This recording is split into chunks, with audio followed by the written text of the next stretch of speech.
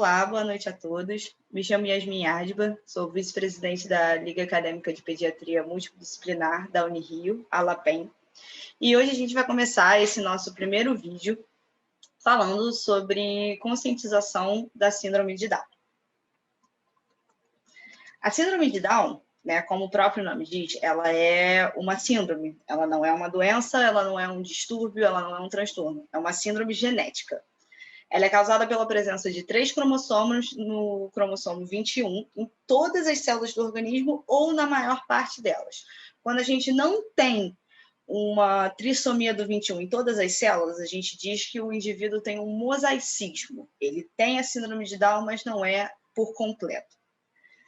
As pessoas com síndrome de Down, elas têm a trissomia do 21, então elas têm 47 cromossomos, diferente do resto dos indivíduos, que são considerados normais, né, que possuem 46 cromossomos em todas as células. É importante ressaltar que essa síndrome genética, ela não tem uma origem materna ou paterna. Ela pode ser de origem de ambos, tanto do óvulo da mãe quanto uma disfunção genética, né, na divisão cromossomial dos espermatozoides quanto dos óvulos. Bom, então, o que caracteriza uma pessoa com síndrome de Down?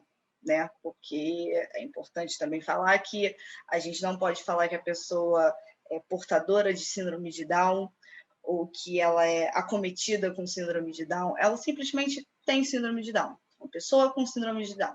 Né? As principais características são essas listadas. A inclinação dos olhos, os olhos são um pouco puxadinhos, a palma da mão é apenas com uma única linha, o rosto é um pouco achatado, com o nariz um pouco mais fino, o tônus muscular é mais fraco do que outras crianças, né, consideradas normais, as articulações são mais flexíveis, tem um excesso de pele na nuca, o pescoço é um pouco mais largo nessa região, as orelhas são um pouco menores, a boca mais pequena, mãos e pés também pequenos, dedos mais curtos, dedos mínimos das mãos são mais curvos e os dedões e os segundos dedos dos pés são um pouco mais afastados.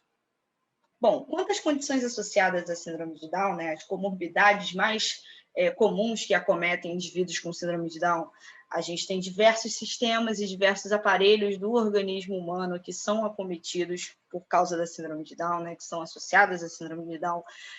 Aqui eu destaco o sistema cardiovascular, que afeta entre 40% e 50% dos indivíduos com síndrome de Down, com destaque para a comunicação interatrial, comunicação interventricular e o defeito do septo atrioventricular. Esses são problemas que comumente ocorrem entre crianças com síndrome de Down.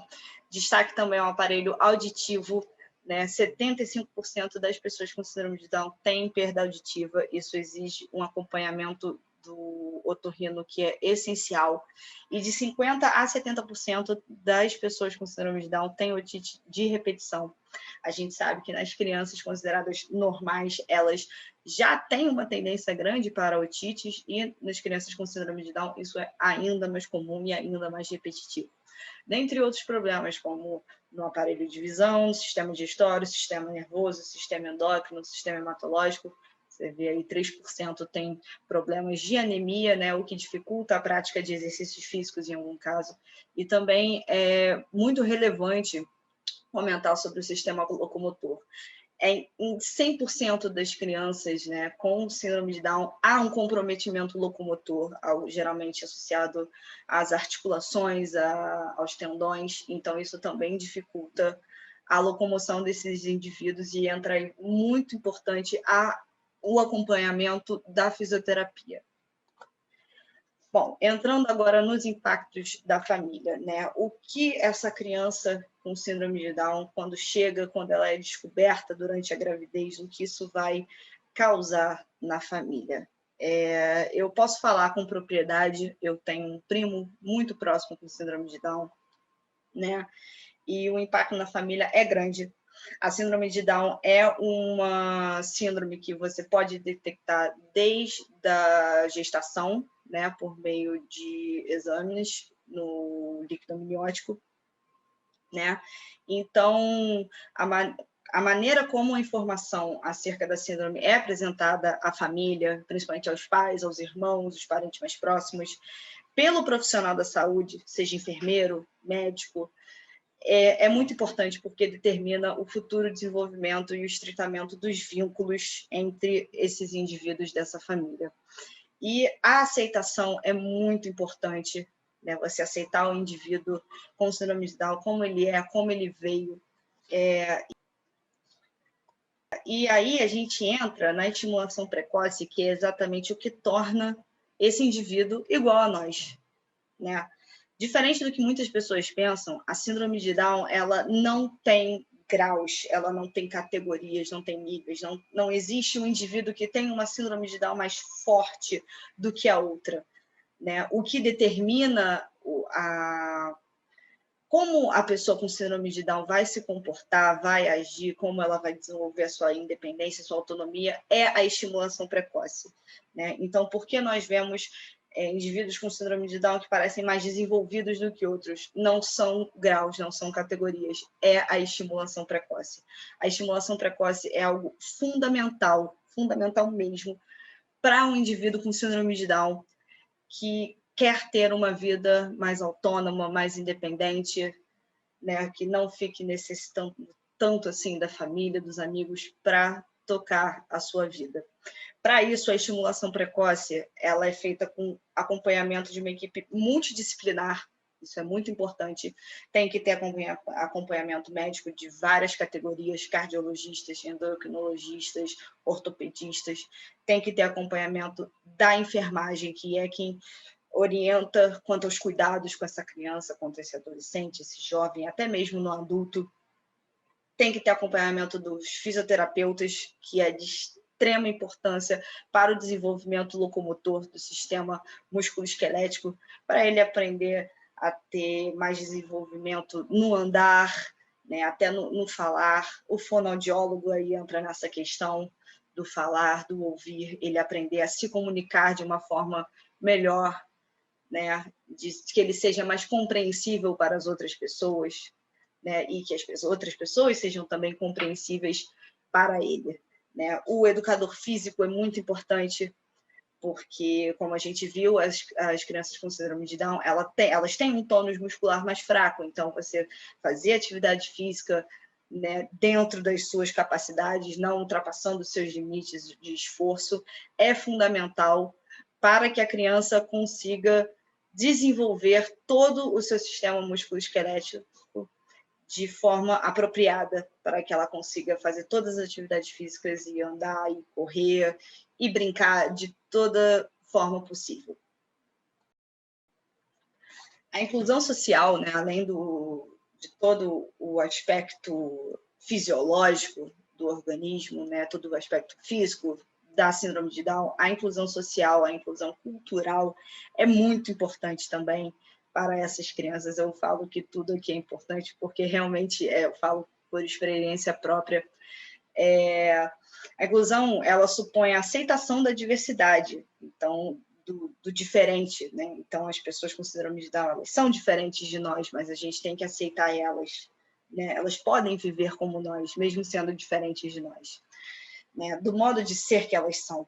Trata-se, então, de considerar a síndrome de Down na sociedade inclusiva como uma diversidade e não como uma doença, não como uma anormalidade, perdão, ou uma inferioridade. Não são pessoas inferiores de nós, são pessoas que podem ser tão capazes quanto nós, né? Nós que eu digo, os cidadãos comuns, sem a síndrome de Down, né? Então, dentro desse aspecto, para essa inclusão social acontecer, é importante que a criança com síndrome de Down seja matriculada em escolas que não necessariamente precisam ser escolas especiais. Uma criança com síndrome de Down, ela pode entrar numa escola para crianças consideradas normais.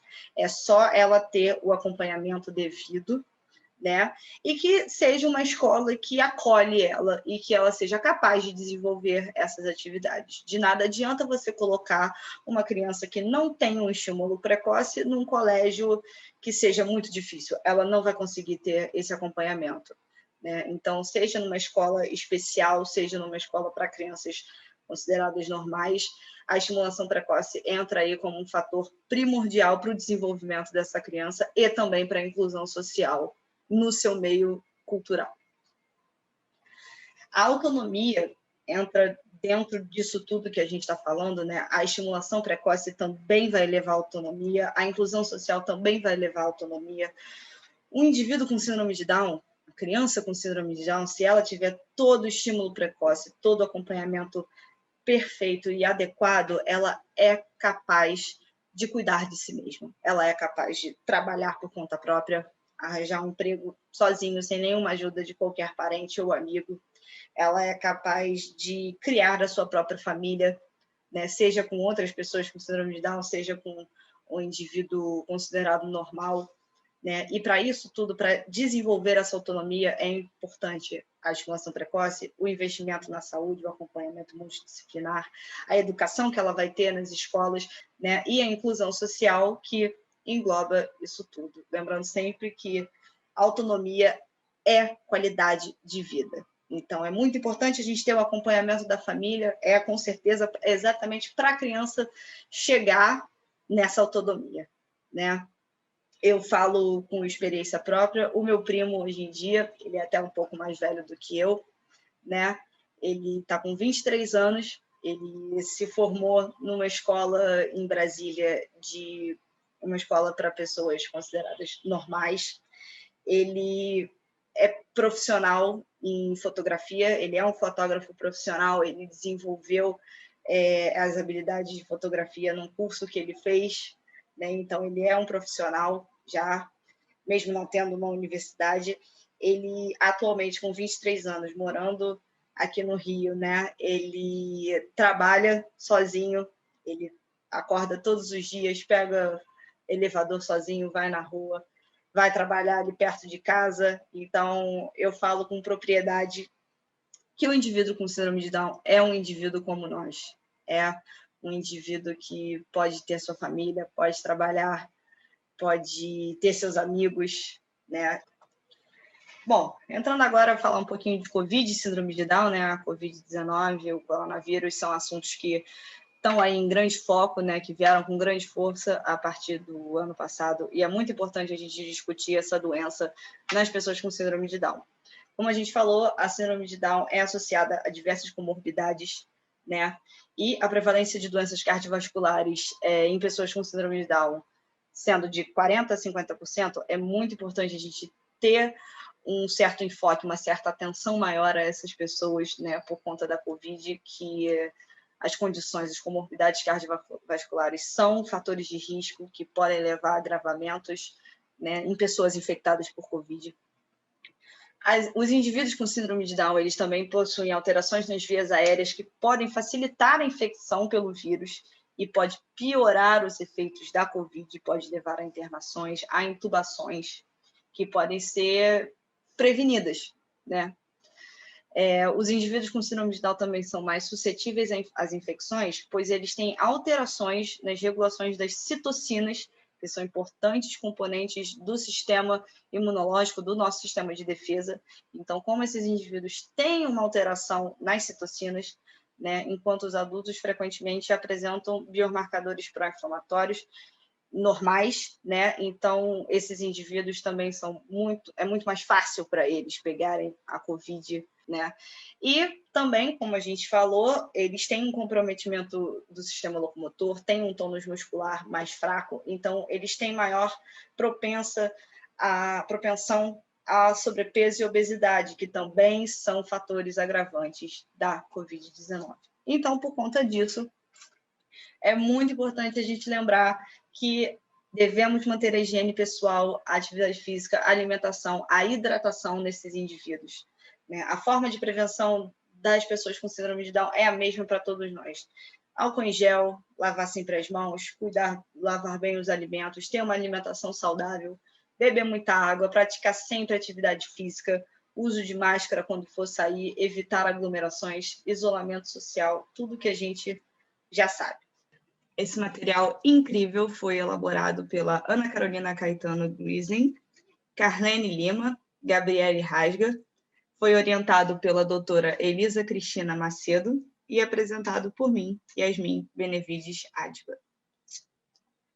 Essas são as nossas referências. Obrigada por assistir e até a próxima.